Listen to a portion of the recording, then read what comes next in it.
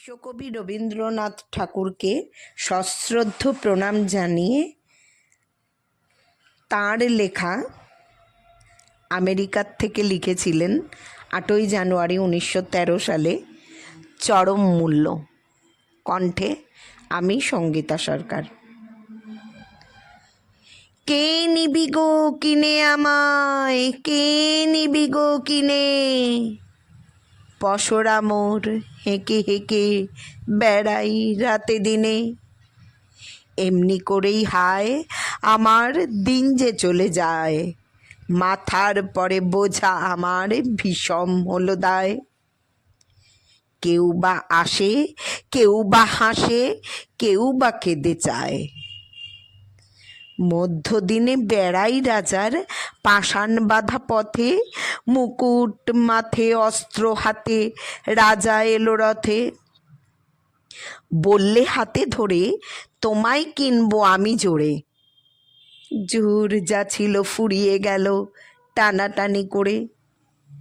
মুকুট মাথে ফিরল রাজা সোনার রথে চড়ে। রুদ্ধ দ্বারের সম্মুখ দিয়ে ফিরতেছিলেম গলি, দুয়ার খুলে বৃদ্ধ এলো হাতে টাকার থলি।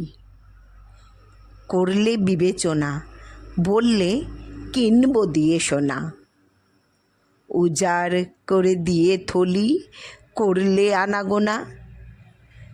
বোঝা মাথায় নিয়ে কোথায় গেলেম অন্যমনা। সন্ধ্যাবেলায় জ্যোৎস্না নামে মুকুল ভরা গাছে সুন্দরী সে বেরিয়ে এলো বকুলতলার কাছে।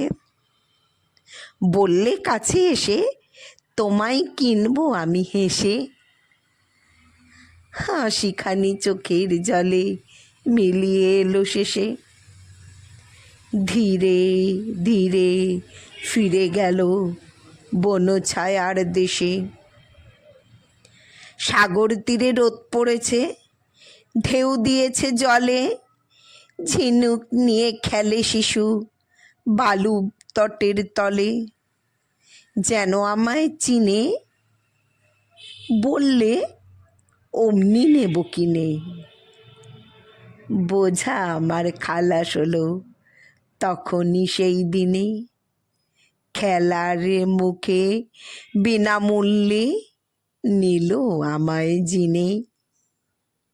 নমস্কার।